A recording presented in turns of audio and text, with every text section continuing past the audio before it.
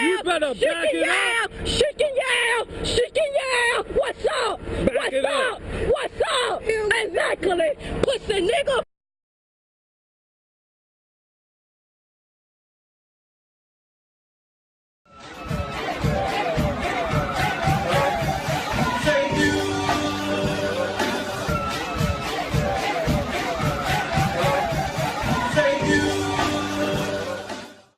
Come here for? What did you come down here for? Tell me. To get delivered more.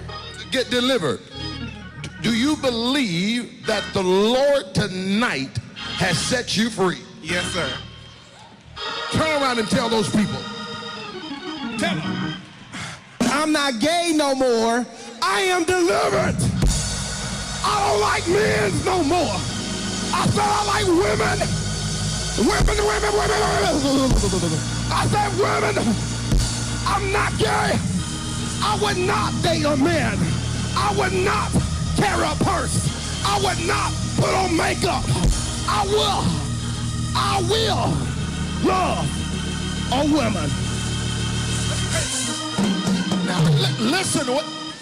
Hey!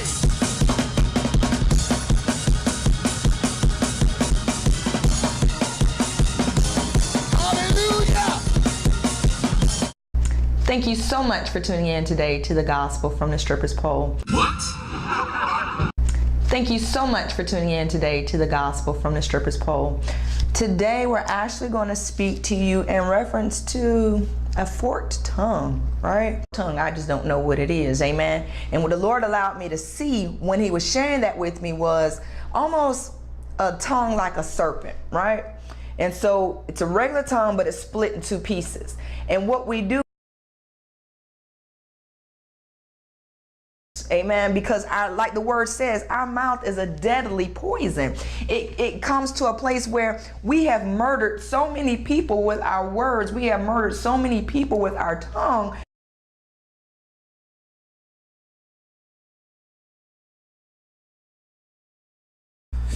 Whew. I don't know what it did for you, but it did a whole lot for me. Amen. Listen. Not to discourage you or put fear in you in any way, but let's be more conscious of what we say, what we speak. Amen. Listen.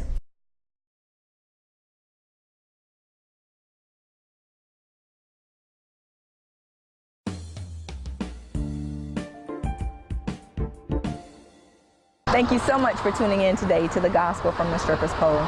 Today I want to touch back on a segment we done not too long ago, probably about a week. I'll be giving to you good measure, pressed down, shaken together, runneth over, shall men give into your bosom, right? Bosom, right? Bosom, right? Representing the four corners of the earth. They'll raise him up right now. He now is raised up from a commoner to a kingship. Come on, raise it up. And I'll walk him around.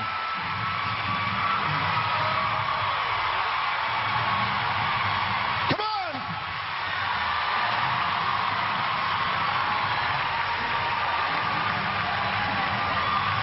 Come on, praise God. Turn to face here. Turn to face me. Hold it in the air. He's no longer a commoner. He's not on the earth. He's raised from earth into a heavenly realm. He's raised in a prophetic position. He's released by God. He's breaking pagan traditions, breaking areas of God. He's releasing Atlanta, Georgia. It's not him. It's the King in him.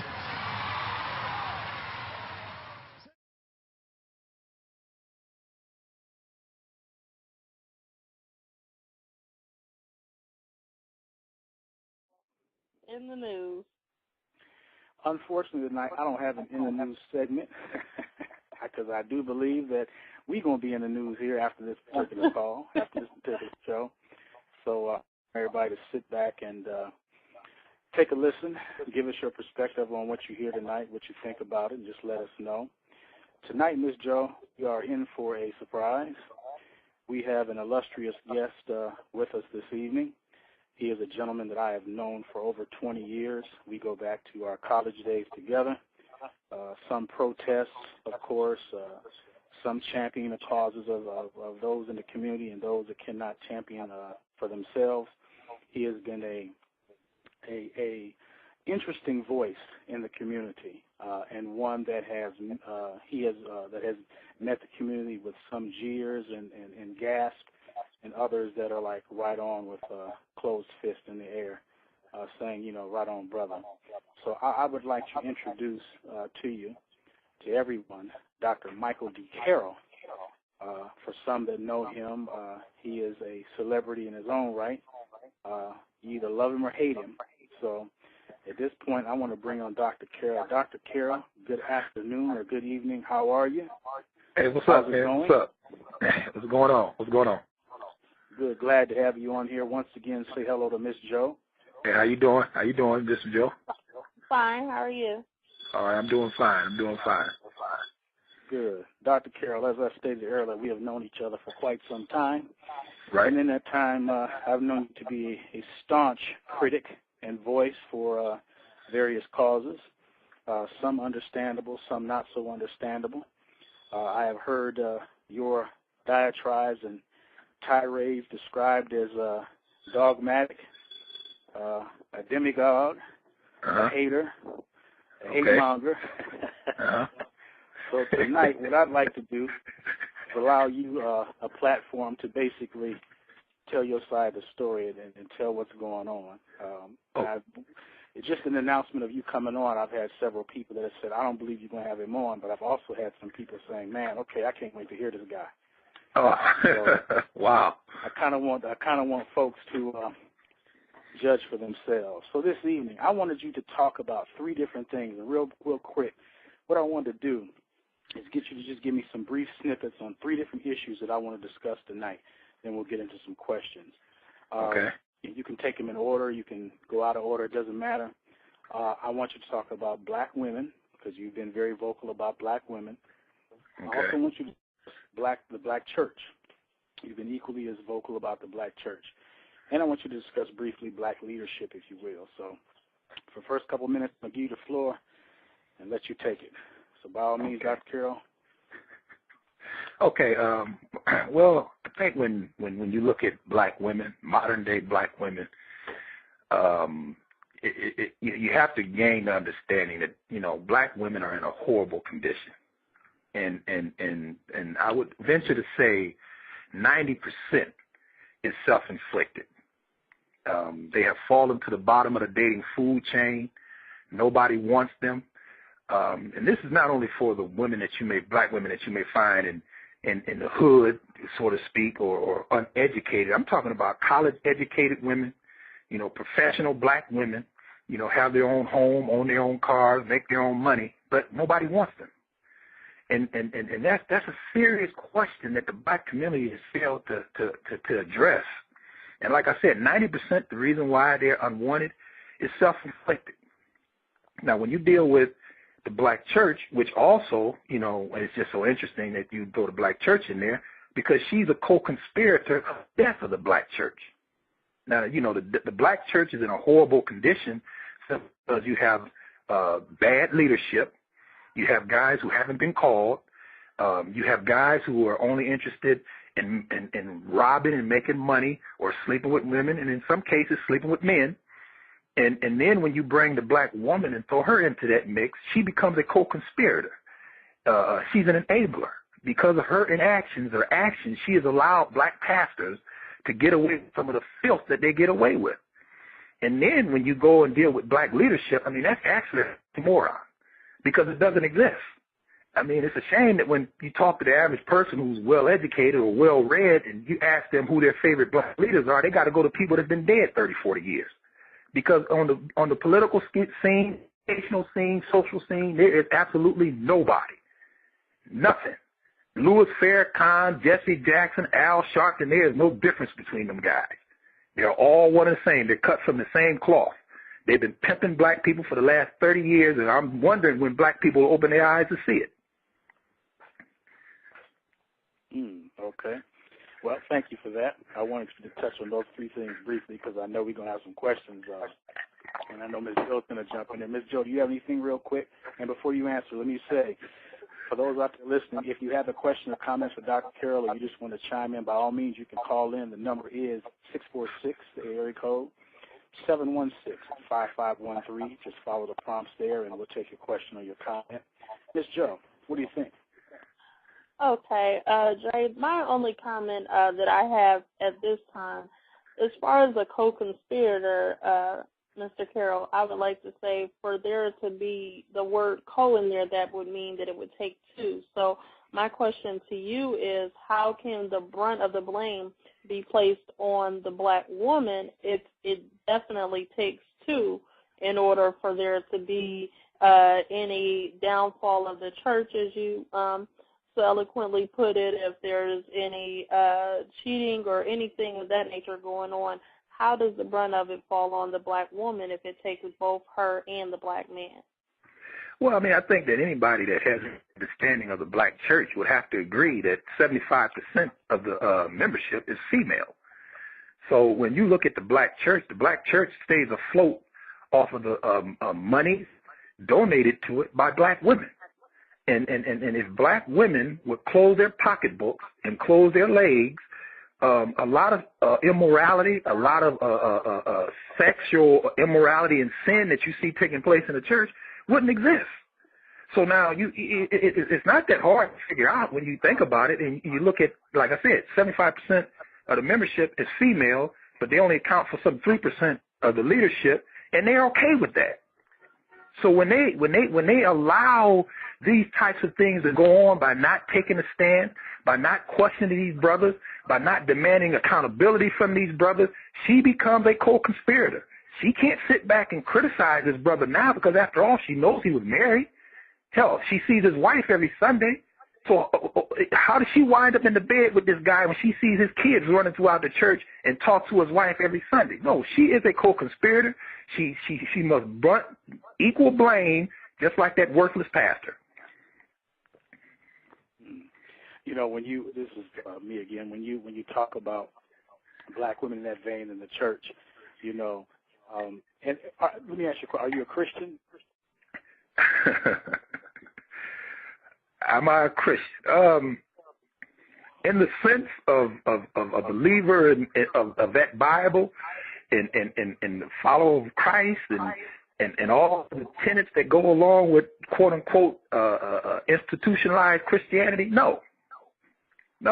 There's no possible way that I could adhere to a religion that has meant death and destruction for our people. And we can't deny that. Okay, in turn, are you a believer in God? Yes, I believe that there's something out there bigger than me. Okay.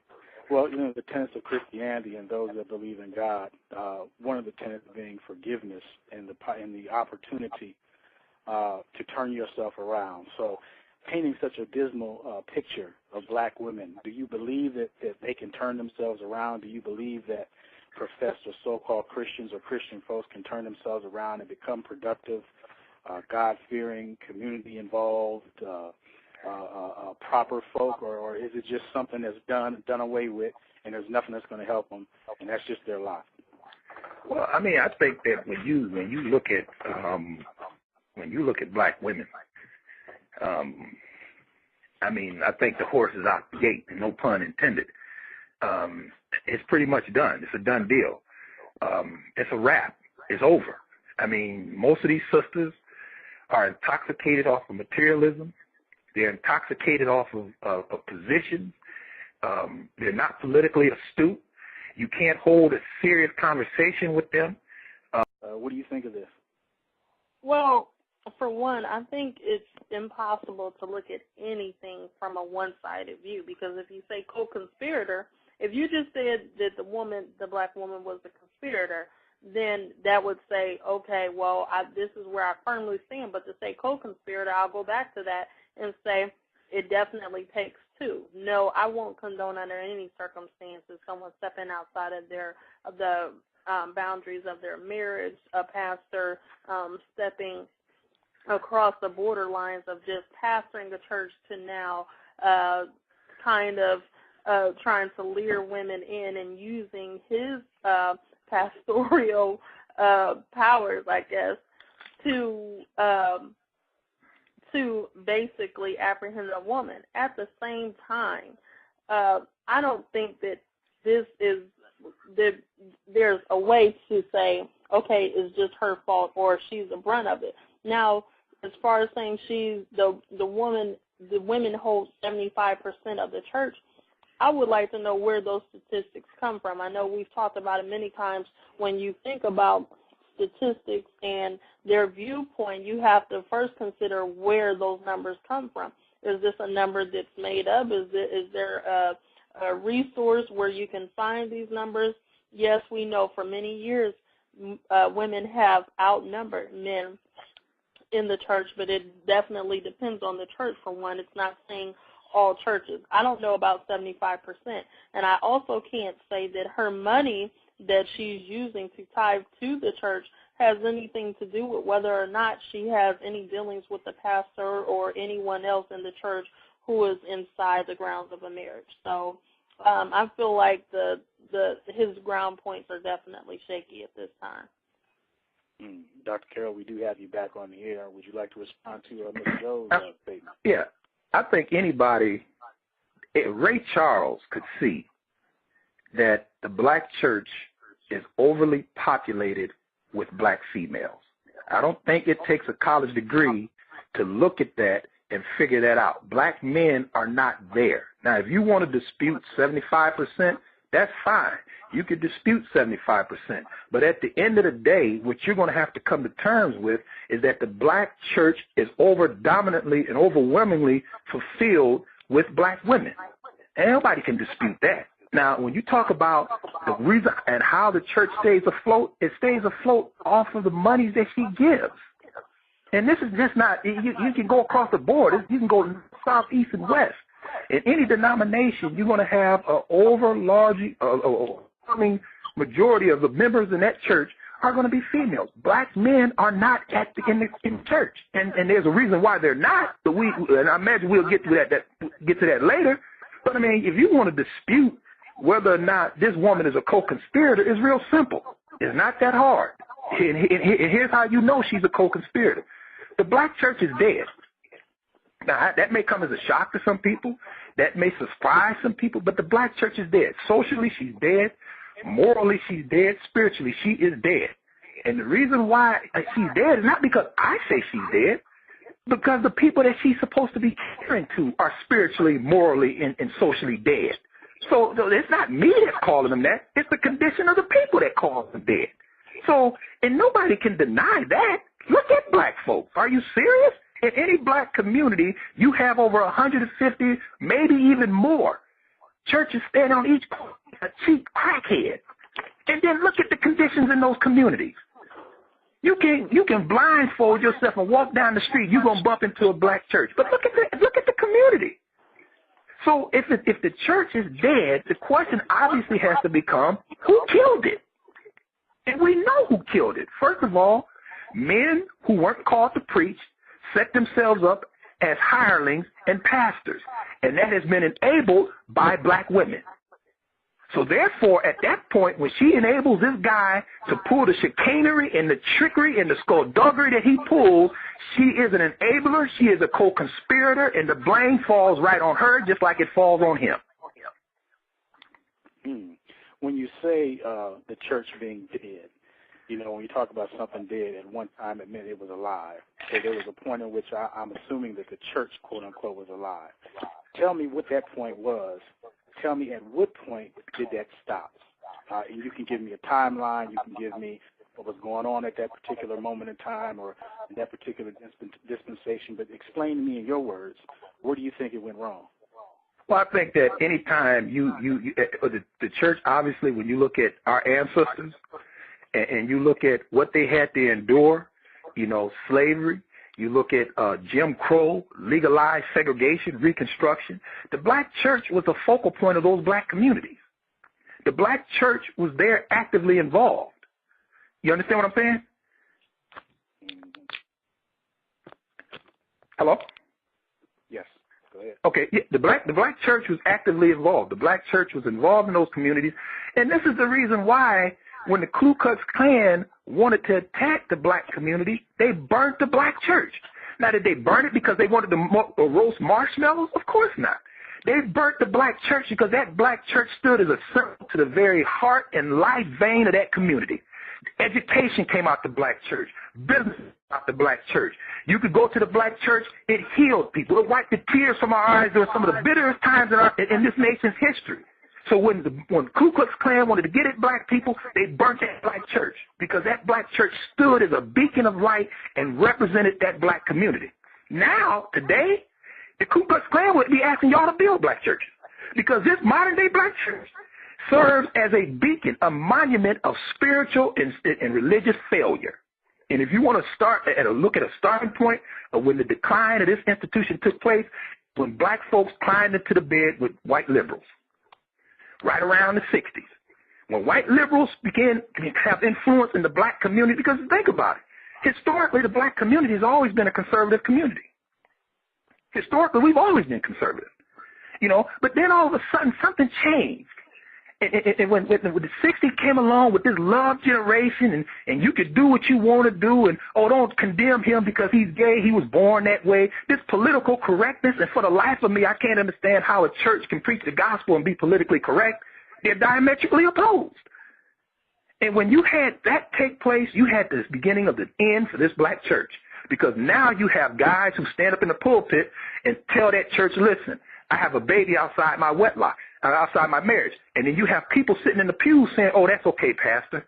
You know, everybody sins. That's all right. You know, so now he has babies all throughout the congregation, all throughout the city, because he's just a man. Let's not condemn him. Let's not hold him to a standard because he says God has called him to preach. Now, you remember, you got that Bible. Y'all study y'all's Bible. What happened to the priest when he went behind the Holy of Holies and he wasn't fit? What happened to him? Why did they wrap that rope around him and wrap that veil on that priest? And when he went behind that veil to offer up sacrifices for the sins of the nation, and he wasn't fit, what did God do to that guy? He struck him down, and they carted him out from behind that veil because, you know what, he wasn't fit. And the pulpit is an archetype for going behind that veil. And if God was striking these guys down today for not being fit standing in these pulpits, there wouldn't be a pastor nowhere preaching in these pulpits. Dr. Carroll, I seem to be getting things off of the chat room and off some IMs here. Ms. Joe, go ahead, please, by all means. Well, I mean, one, I would like to respectfully say we're kind of mixing everything in there. Anytime you go too far extreme on anything, people tend to tune you out. So I would say, is there an issue in the black church? There's an issue in the church as a whole. But in the black church, yes, there are issues.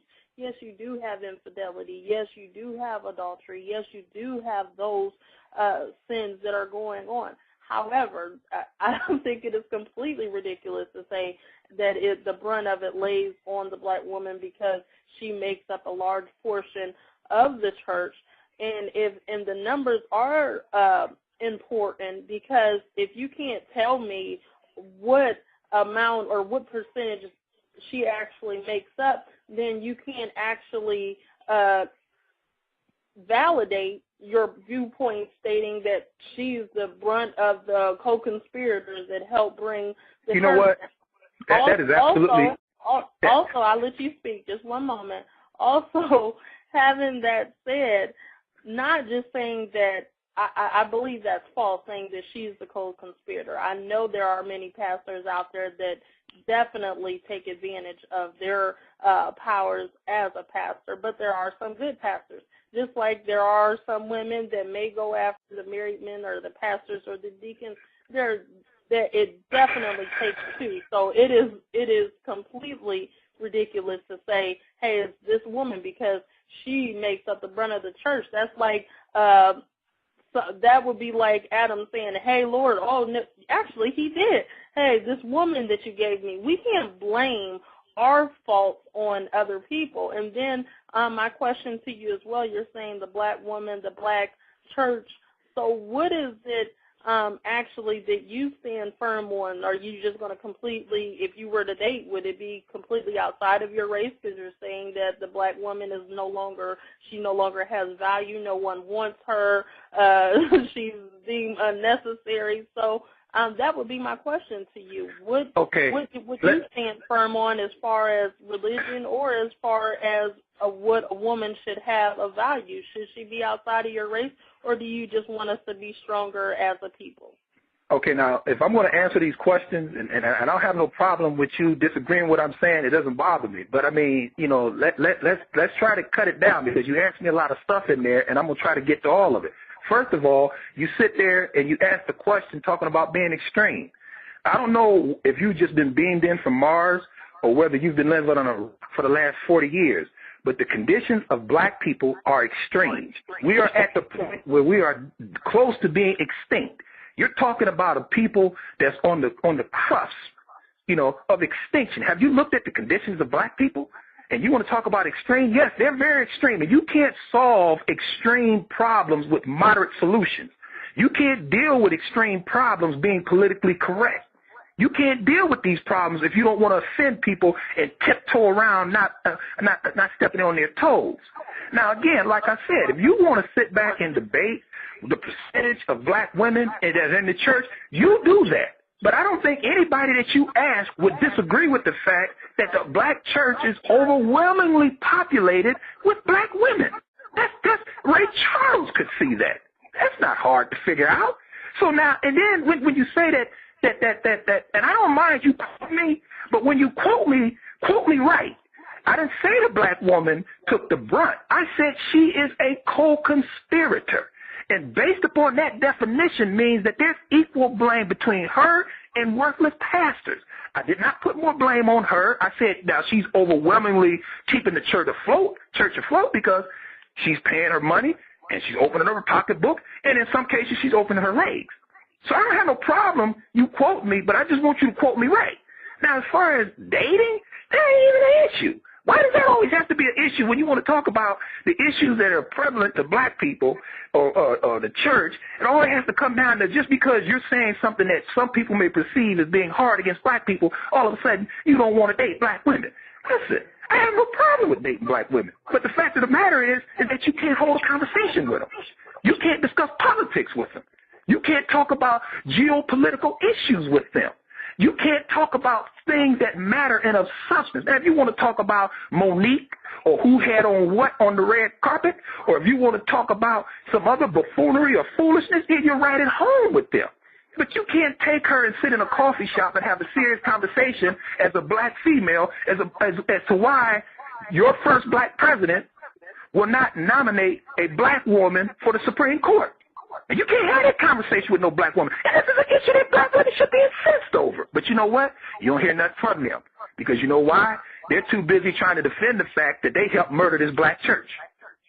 Nobody can get away from that. The black church is dead. This black woman is a co-conspirator of that murder. And if you want to bring them up on charges, you're going to have to bring that pastor up on charges. You're going to have to bring that black woman up on charges. And as an enabler and also a co-conspirator, you're going to have to get deacons.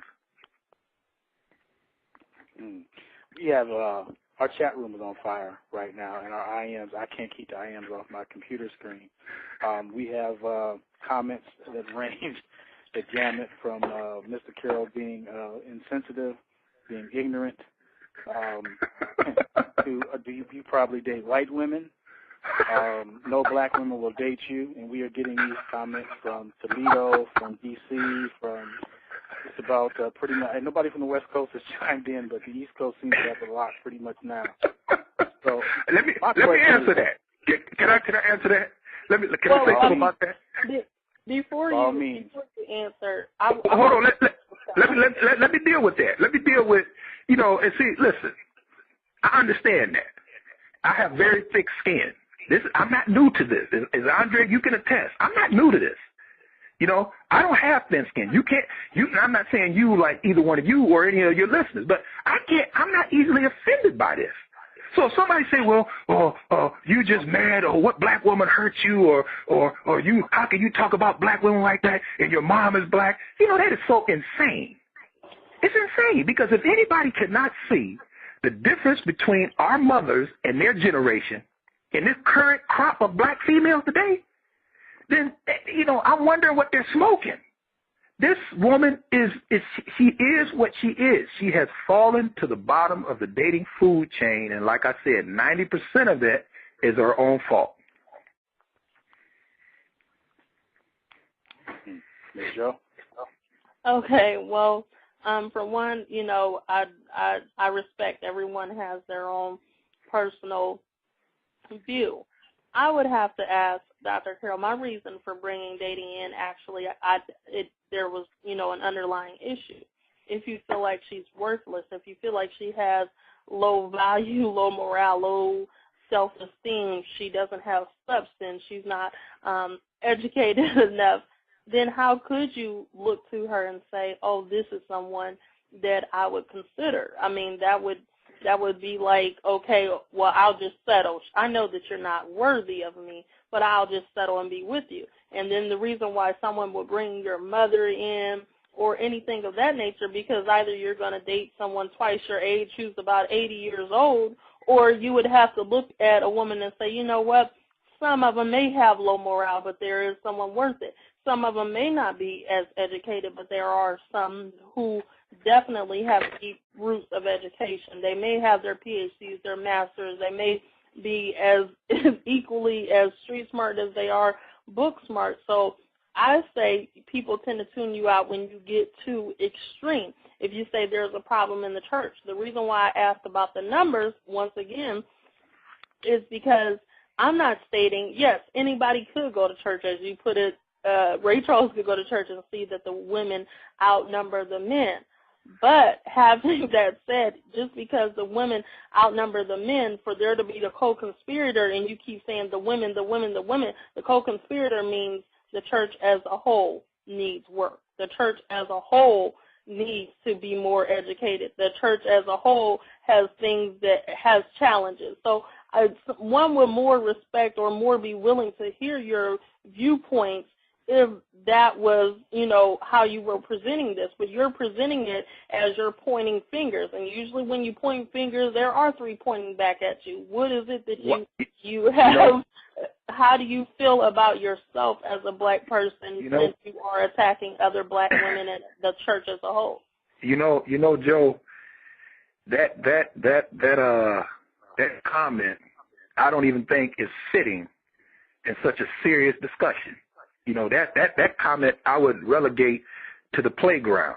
If you point the finger, you got three pointing back at you. That has nothing to do with this, because you are admonished in your own Bible, if you study it and read it, that you ought to be able to discern. You got to be able to try the spirit. You have to be able to defend your faith. That don't mean that you're judging. That don't mean that you're pointing a finger. All that means is that you're doing what your Bible admonishes you to do. So if you're sitting in a church and you're trying the spirit and you're in tune with God, and that guy is not living the life that he professes and says that he's been called to live, why are you still sitting there? So now when you sit there and you know this guy has stepped out on his wife, because he stepped out on his wife maybe with you, not you per se, but a female or one of your friends, or in some cases today one of your guy friends. What? Women. I said women. I'm not gay no more. I am delivered. I don't like men no more. I said I like women. I said women. And you know that he stepped out with them, but yet you still go there. You know this guy is, and I ain't talking about somebody who stumbles. I ain't talking about somebody that just messes up and makes a mistake. Look, I made a mistake. I apologize and move on. I'm talking about a lifestyle. I'm talking about a lifestyle of sin that you ain't got no whispers about. You know that this is what's going on, but yet you sit there. So if you stay in that situation, this is when you become just as guilty. So, I mean, look, we ain't going to sit here and debate these numbers. We can go back and forth on numbers all day long. The fact of the matter is, and I'll say it and I'm going to continue to say it, black men are not in the church. They're not going. Because you know why they're not going? I'm going to tell you why black men aren't in the church. Because when they deal with one of you sisters that go to church, he has to deal with the fact that that pastor is in his bedroom. And in some cases, again, that might be literal. But then also he's there because what that female is going to do is she's going to use that pastor and what the pastor said. And my pastor said this. And my pastor said a man ought to be doing this. And my pastor, see, your pastor is filling your head with all of this gunk. And you take that to your man, and you know what your man said? To hell with you and that pastor. So now when you come to him and say, well, honey, why don't you go to church with me? He's like, the hell with that guy. Because game recognized game. He knows that guy ain't nothing but a two-bit hustler. He know that guy ain't nothing but running game on a bunch of emotionally damaged, psychologically confused black women. But I got to tell you, these hoes ain't loyal. You got to find somebody.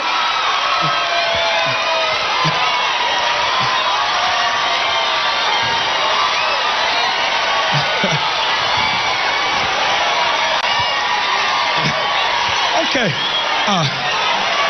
All right, be seated, please. That ain't hard to do. Anybody can do that. Bob Bunny can get up there and do that, deal with these sisters. Are you serious? Okay, so let me get this right. The three fingers pointing back at you would be something we could take to the playground, but gang recognized game, when you're talking about the church, isn't something that should be on the playground. Also, I'm saying that you cannot look at someone else without first looking at yourself, because the people that you are degrading, you happen to be one of those people. So you can't, there's no way to separate the two, game recognized game. And then also when you make the comments that the women are taking to their husband, that sounds personal. That may sound like maybe something someone told you, or maybe something that someone who wasn't as educated in their biblical facts may have said. But I know how to discern. I know for myself how to read and what to take from it. I know the pastor, when he stands up, he's getting his word from God. But basically, he's no different than any other person going to church, except for he has a different position. So, yes, we do all need to educate ourselves biblically and spiritually. We do all need to make sure that we're able to discern. But I don't feel the comments that are given is what all the women in the church, especially all black women, think. I'd like to chime in real quick, if I may. Once again, for those that are tuning in, by all means, I do hear you and see you on the IM in the chat room. Please, if you have a question, call in, area code 646-716-5513, and follow the prompts. And please, by all means, give your views. And I will mention your views that you have given over IM and chat. Dr. Carroll, I'm a person of solutions. Ms. Jo will attest. We get tons of show ideas from people that want us to talk about relationship issues, and I don't like to do it because we like to talk about what Bonquisha and Tyrone is doing. We don't want to talk about what we're doing, and we don't want to have any solutions. So since I'm a person of solutions, my thing is this. We have some ills in our church, and I agree with you because Ms. Jo will attest to you, and some of our listeners will attest that I have some major bones to pick with the church also. However, I do believe that at some point somewhere there are folks, good folks, that have been able to keep the life support going on the church, so to speak, that have sparked life in. I've talked to people that have had their lives changed. They've come off the streets.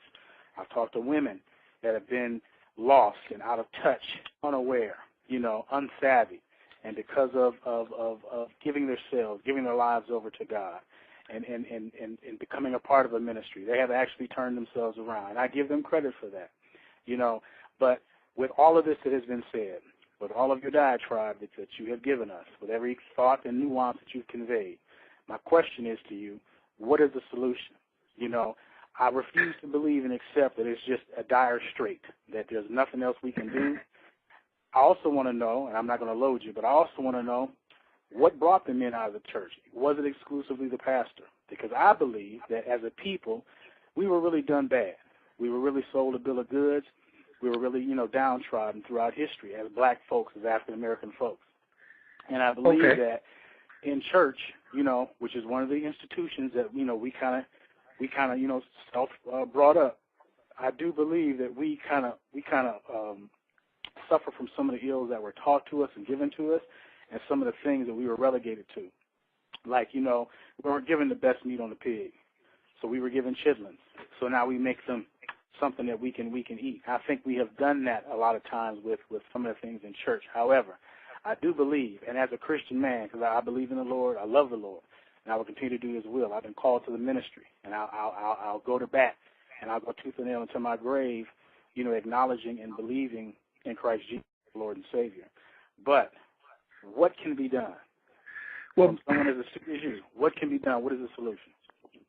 See, and I always get these questions, and I want to deal with that, but I also want to deal with why the black man left the church. But I'm gonna deal with what can be done first.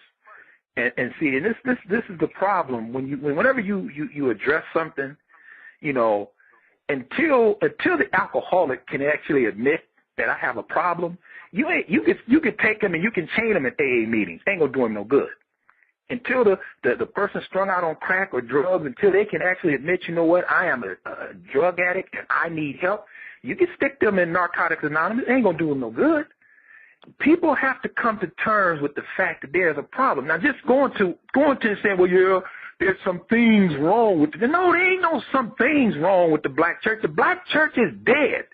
It has left its first love. It has turned its back on black people. Black people are like a ship without a rudder or a boat without a rudder, tossed to and fro with every wind of doctrine. This church is dead, man. Obedience is the key that unlocks prosperity. You're always going to have somebody barking at you. You're always going to have somebody persecuting you. That come along with it. But just put your one up and go on to the bank. What? I don't have no problem. They persecute me. You try to persecute me, I put my one up in my roll, don't put it down till I get to the bank teller, and I hit that button, the air blowing all upside your head, and I just turn my money in. Then if I don't do it with my roll, I just get my convertible Mercedes, and she had the top down already.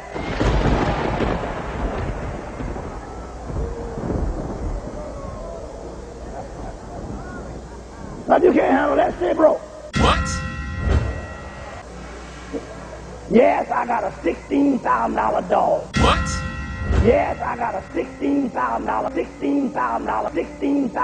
dog. A dog. $16,000 dog. Well, I be out walk on this money. Woo! Woo! Woo! Woo! Get some anointing. You put some up here. Woo! Man. Woo! Put some money. Put some anointing on this money. You put something up here. You put... Woo! Prosper. Prosper, I said. Woo! Woo! Woo! Woo! Oh, God. Hey! Hey! Woo! Woo! Woo! Glory to God. Hallelujah. Hey! God, your bills are paid. You want your bills paid? Throw money at their feet so they can dance in it. What do you know? It's a prosperity gospel with a string attached. That string is works, and that means it's no gospel at all. And that's what we have to come to terms with. Now, does that mean that there's not a powerful God that can resurrect this institution? Yes, there is. But what needs to be done first is there needs to be a purging. And when you got guys in positions of leadership and you have enablers sitting on boards who have allowed this guy to do what he's done, and you have co-conspirators and co-murderers sitting in the pews, i.e. black women, there needs to be a purging, man, before this institution can even come back to even a symbol of what it used to be. The institution is dead. It is not even on the radar when it comes down to black people. You go out up in East Cleveland and talk to some 15-year-old standing out on the corner of East Cleveland with a loaded 45 and a pocket full of crack. He ain't thinking about that black church. What has the black church done for him? And what has the black church done for the communities in which they reside? And this is the reason why Jesus, in that Bible again, when he was healing the people and dealing with their needs, and he looked at how many needs the people had, he turned to his disciples and he said something that was very profound. He looked at his disciples after looking at the conditions of the people. You know what he said? The harvest is plentiful, but the laborers are few. And when you look at the conditions of black people and across the board, be it education, be it socially, be it relationships, be it finding work, be it whatever. The harvest is plentiful, but the laborers, we just don't have them. These guys are out sleeping with other men. They're sleeping with other women. They're out riding around in Cadillacs. They're doing everything but what they say God has called them to do. So for me to come now and sit down to the table with a bunch of people who haven't really come to terms with the fact that this institution is dead, man. It's finished. At this point, it's a flat line. It has no pulse. You can't get nothing out that institution. Now, I know that's going to upset some people, and that comes as a shock to some people, but that's just the reality of it. And you know why I say that? Look at the conditions of the people who attend every Sunday. And you say people have been changed. Yeah, I applaud that. If they can go in that morgue and they can change their life, that's good. But you know what? There's some girls that I know who joined sororities and their life has changed for the better. There's some women that I know who joined social organizations and their life has changed for the better. You know, there's some girls who hooked up with the Girl Scouts and they changed their life and became devoted and clean. And so, I mean, that ain't the barometer of whether or not it has effect or not because people change their life. What the barometer is look at the condition of black people. Dr. I have to support what I'm saying by saying that, you know, a sorority or social club isn't designed to change people's spiritual life. You know, a ministry, i.e. a church, was. Now, that's not the exclusive thing it does. That's not the only thing it does. There are some other things it does. But there are some people that I know that have given their life over to God, that have changed themselves, changed their lives, have joined the church and become productive in that particular ministry. And there have been some good ministries that have been out there. You know, so I can't throw all of them away just because a few, if not a significant number, are doing it. Now, when you mention the purging, what is this purging process that you talk about? You know, hold on. How do we purge? Before I deal with that, let me deal with this. You want to talk about spirituality? You want to talk about spiritual growth and spiritual maturity? Then you explain to me, and you ask the listeners this. Since, you know, there are a lot of them who disagree with me, and they go to church and they consider themselves spiritual. Then you ask them this question. How is it that 98% of black people who go to church, attend church, read their Bibles, love the Lord, pray to God, can vote for a guy who is actively, diametrically opposed to everything that they're supposed to stand for as a Christian? And I'm talking about your first black president, Barack Obama, who for gay marriage, and you know what the Bible says about homosexuality, it's an abomination. But he don't have no problem with gays getting married. He's for abortion. You know, and if all of these Christians who love the Lord, what comes first? Getting a first black president or obeying what God said? So now I got to bring in the question of spirituality, because if you're going out vote for this guy simply because of the fact you want your first black president, even though he's diametrically opposed to the issues. I'm not talking about whether he believes once saved, always saved, or believes should you be baptized in the name of Jesus. Those are issues we can debate. I'm talking about core issues. How do you explain that? I would explain it myself the same way in which I would say people, when they go to school, you know, are exposed to, you know, creation versus, you know, the science aspect. Or when people go to work and on their job, they're forced or sometimes encouraged to do things that they shouldn't do.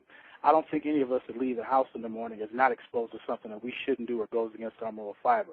But we make the choice to accept it and roll with it, or we denounce it. You know, if there are those that consider themselves Christians that did vote for President Obama, you know, okay, I can live with that. I voted for him, and I voted for him because I believe he was best qualified. I did not want, you know, the conservative right to be involved or to be in the White House, so I voted, you know, in the liberal sense, or voted, you know, in the democratic sense. But I think we all are faced daily with something that cuts against, you know, what we believe in. I think we're all faced with something that, you know, challenges our belief system, but, you know, are we throwing those things out either? And I understand with the church, at least with the black church, that's closer to home. So if we can't do nothing else about what goes on in our life, we should be able to do something about what's closer to home. But again, the purging. What is this purging process? How do we do it? Because, like I said, I'm about solutions. I want to know, because I want to implement this in some ministries that I've seen, that I've been involved in. I want to know how can we turn this around? Well, I mean, again, like I said there needs to be a purging. Now, First of all, that's something that y'all need to resolve with y'all's God that y'all pray to, that y'all believe in. I mean, because that's where it's going to come from. I can't sit here and tell, because I don't attend. I don't remember the last time I've been inside one of those institutions, because like I said, I already know they're dead. So, I mean, I'm not going to sit here and say that here's a solution for this dead church. No, I mean, you know, hell, if you want one, I can give you one. Hell, you can start off by trying to create some level of accountability. You know, but good luck. I mean, because you're going to have to work through a board of corrupt deacons and trustees. And again, black women who are enablers, these are the people that you're going to run in contact with. But as far as the purging, there's no question that there needs to be a purging. Anytime you got a guy standing in leadership and this guy is not fulfilling what he says God has called him to do, sure, he needs to be purged. I mean, there's no question about that. I mean, that's axiomatic. But the fact that he remains there, it just lets you know the depth of corruption and death and decay, spiritual decay that exists in these institutions. This institution is dead. I'm sorry to announce this to people. It's dead, man. You know, we have a caller on the line. I'd like to get to that caller. The caller is coming from area code 330. The exchange is 603. Caller, by all means, your comment. Tell us who you are and where you're calling from. My name is Beverly Butler. And How are you, Beverly? How are you? How everybody doing? All right. How you doing? Great. Oh, I'm blessed, thank you. I just got in on listening on the call, I must say, for the last maybe 10 minutes or less, you know, and I'm listening to all the comments about dead institutions, dead black folks, not a good president. One thing about it is we don't have enough personal holiness. There has to be personal holiness before it can be executed. We can have a lot of comments, a lot of critiquing, but the thing of it is, I knew a man that died and was resurrected. So God don't have a problem about anything being dead. And history usually repeats itself. So a lot is going on right now. We don't have to check in God and said, in case you didn't know, we need to update you. Now, for a lot of things about Obama or any other president, he's critiqued highly.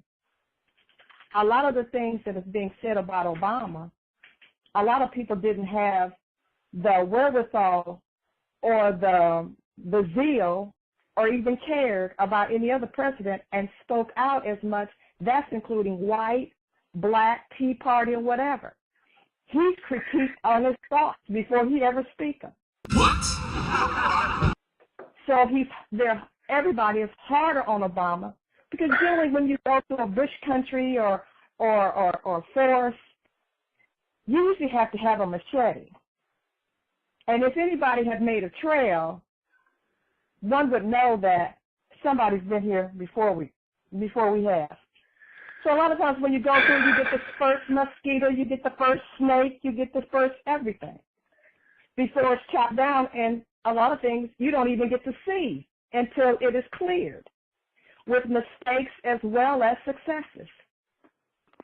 So a lot of times we have a tendency to judge our people harder. I didn't know there was a Tea Party until it was Obama. I didn't know people was upset with the economy until Obama. I would to God that they was upset about it about 8 years ago. I think it would have saved the economy. So I'm saying as far as anything dead concerning upon this rock I'll build my church and the gates of hell shall not prevail against it. He's not talking so much about hell. He's talking about the church will prevail against hell. So my thing is that this is an establishment made by God. We have to continue to go forward with the way the disciples did, good, bad, ugly, and indifferent, because he didn't hide any of the shortcomings of the disciples. You could pin anybody today associated to all 12 and find the weakness in every last one of them. And God still chose them. Oh, I chose you and I didn't know you was a cusser, Peter. Oh, I chose you, Judas, and I didn't know you was a thief. Speaking about deadness and what ain't right, I mean, you need to throw the whole Bible away.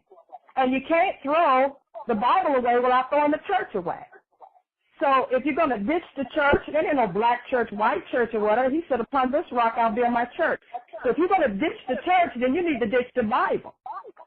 Because this is his institution as well as the marriages.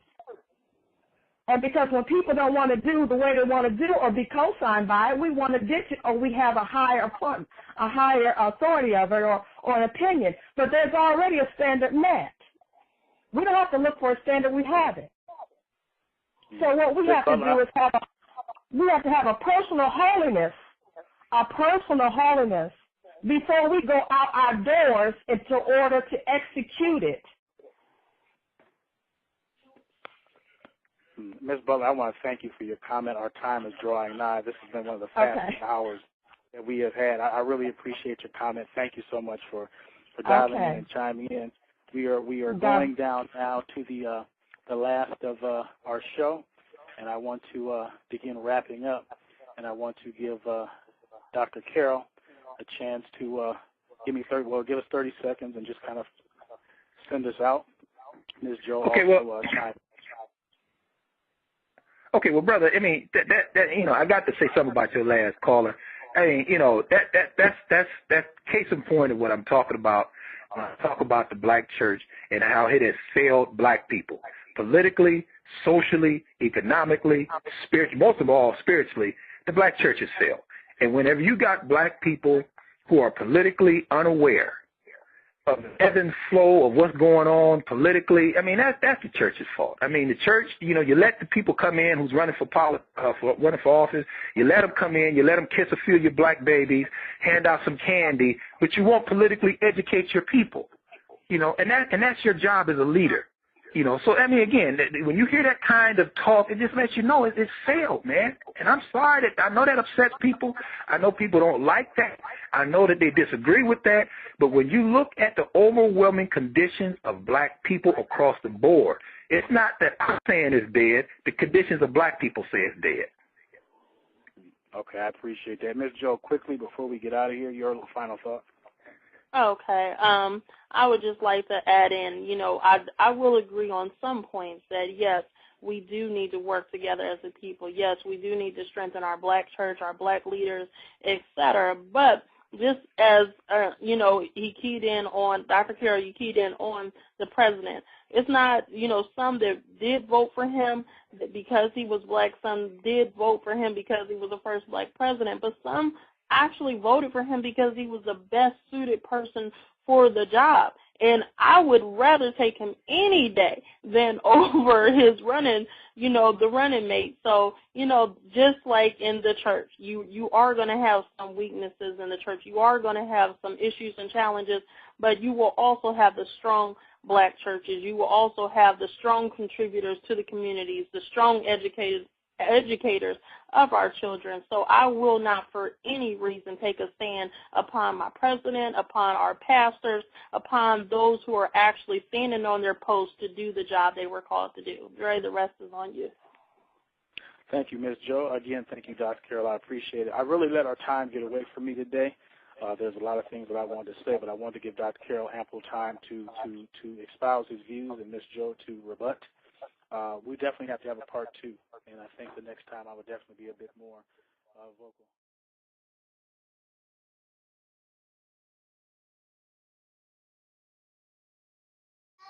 And as we always say bang, bang.